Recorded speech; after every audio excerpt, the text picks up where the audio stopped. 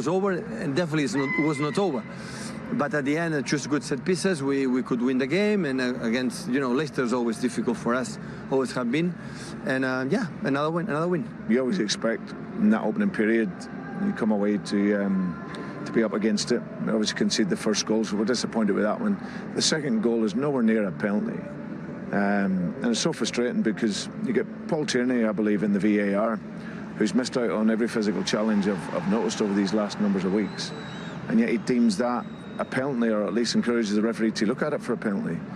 So then at 2-0 down, you're suffering, and we concede another penalty, and before you know it, you're 4-0 down. Entertaining game, but at the same time, it's a game that we come out disappointed, conceding so many goals. It's a game that we needed to, finish off, but at the same time, we kept the focus and got through it in the end. We play Liverpool on Tuesday, but listen, we'll not get the violins out. You look at the squad, you see what we're missing, but the players aren't available. The players that are will give everything, and we'll show that spirit like we did today, and keep fighting. Yeah, an extraordinary game, wasn't it? 9 goals, a near incredible comeback. It's always the hope that kills you. You were just getting excited, weren't you? A little bit. You were most impressed, though, with Raheem Sterling? Particularly first half, Gary, when Leicester were 4 at the back. I mean, he gave Albrighton, who was at right back, a torrid time. Right no, he's not a right back, and I felt for him because this was after, I don't know, a minute or two, and this sort of happened. He went past him with ease. He gave Man City the width and his ability to run and dribble with the ball, and they just couldn't handle him. This was after 3 or 4 minutes. He's got 10 yards on him there, Albrighton. Look at the way he just sort of knocks it past him again with ease, and he was getting balls into the box. He had a freedom, the give, the go, and they just couldn't get anywhere near him, and he's caused them all sorts of problems. This is the penalty that he wins. Thielman leaves his leg there and he goes over it, and it's absolutely the right decision. He gets up, he sticks the penalty away superbly well. He had the freedom, as I said, to actually drift inside, not only give the width, getting in behind. I thought his runs were excellent. I mean, this should have been another goal. Again, he's into the middle there, and Man City were playing some wonderful stuff. Then Leicester changed the system, and that worked for him, which rightly we'll talk about in a minute. He gets the corner here from which he actually scores from. Again, didn't have so much to do in the second half because of that, but right place, gets his goal, couple of goals, and it was actually very, very good. Different game in the second half. Yes, it was. Ian. What did Leicester do to change things? Well, they went to 5 at the back, brought Castagna on, denied space, got closer, and hit them on the break very efficiently and very clinically. Maddison was a major part of that, but that was obviously Diaz slips there. But it's once they got into this kind of situation, I think Iniacho, again, his timing of this pass was very good. It made it 4-1, so we're starting to think, oh, nice one, Leicester, well done. There's the shape, there's the 5 there, the 4. And this is where Gundogan didn't have the same space. Bam, he's in. Once Maddison gets here, this is great skill. What do you mean? In, bam. Brilliant. That was great pass. And then this, even Iniacho's pass in the touch from Lookman, brilliant. So now we're 4-2. Now we start to think, wow, what's going on, man? Is this going to happen? And then once you get into this situation, like I said, Maddison was doing very, very well. Look, he gets himself in that position there. Once he gets in there, he kind of loses Fernandinho. Diaz can't come out, and he scored a goal similar to this last season. Great save. Iniacho's in there, gets the goal. Now it's 4-3. Office goes crazy. Goes crazy in the office. This one, very sharp play. This should have been it. This should have been it, Iniacho. Just lift that over him, and then bam. That would have been 5-4. That would have 5-4. Yeah, 5-3. That would have been it. But then this was another great chance, because now, like I say, they're right on top of them now. They're denying them space. They're getting Albrighton, this header.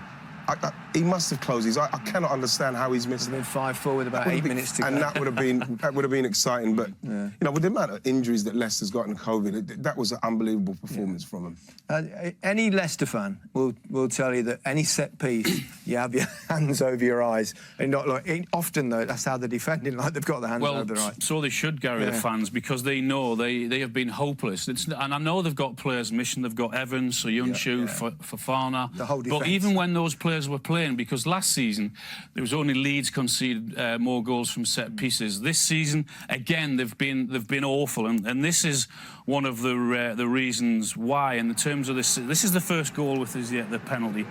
The referee's already warned them then, but the VAR gives it there. But just have a look at Tielemans on Laporte. He's not even looking 6-1 and off, it doesn't the other, though, surely there. No, that's a penalty. But Not biased at all. That is a penalty, but let's hope they're going to be consistent on that and he sticks it away well. But have a look at this. Almost identical in terms of where they keep on putting the ball, because in zonal marking, they've got Vestergaard and Amate, they're two centre-halves, on the 6-yard line. They're not picking anyone up, and look who they've got marking. So look where they're going to put the ball. You miss those two centre-halves out, and that's what happens. You've got Fernandinho at the far post. He loses marker. From the other side, there's the two centre-halves again. Again, the ball, you miss those two out. I mean, it's a mismatch. You've got Tielemans and Iheanacho picking up Laporte and Diaz. It's never going to work. They're always going to get battered in the end. It's same thing again, almost identical. Different corner. Same ball, same header. This time Sterling gets his goal. And this season, there you go, conceded. No one has conceded more goals from set pieces than from Leicester, and that's why. They've got to change something up, because if you bypass those two centre-halves who are in the zonal marking position, you've got no one behind you who can protect and head a ball. Yeah, but then don't they put someone else in the other spot? Well, they've got to change something up, because for the last 2 years it's not working. OK. 3 minutes. Were you slightly nervy in the second half at 4-3? Yeah, the manager warned us in at half-time that, you know, don't go out there and... Because, as I said, in the first half they conceded 4, but at the same time, every time they attacked, they created chances, so he tried to make us wary, and we went out in the second half and conceded quickly. It's disappointing. We just had to control the game, and that's what we tried to do in the end, and we done that. How good were City in that first 25 minutes? Yeah, it was slick football, but then at the end of the day, you know, you're 4-0 up, you've got to kill the game. So, you know, we're really disappointed conceding so many goals, so, you know, that's something we have to look at. Pep, many congratulations, 6 goals and 6 points clear. You're a happy man tonight? Yeah, Boxing Day game. So, we make an exceptional first half, but even in the first half, we did really well. When they had the ball, always arrive in the positions to be punished, and we spoke in the half-time. They changed the shape, 5 in the back, and they defend so deep within the actions, and immediately they found 2 goals. And after, we didn't know if we attack or more cautious, and we were lucky that at the end, with set pieces, we could have scored the 5th and the 6th goal. Otherwise, should have been problems until the end, because football is over when it's over, and I get good teams like Leicester with the quality that they have, everything can happen. Since he was appointed as City manager, they have scored 5 goals or more 28 times. And that's the thing. It doesn't matter if they concede at one end. They're such a threat to go back down the other end. Well, Tim mentioned, what team would go to the Etihad thinking, right, we're going to score 3 goals and then probably still expect to lose? And City can do that to you. They're absolutely flying at the moment, got loads of quality players going forward, and that's with a squad that's still got a few players out at the minute. So it's a warning shot for the rest of the Premier League.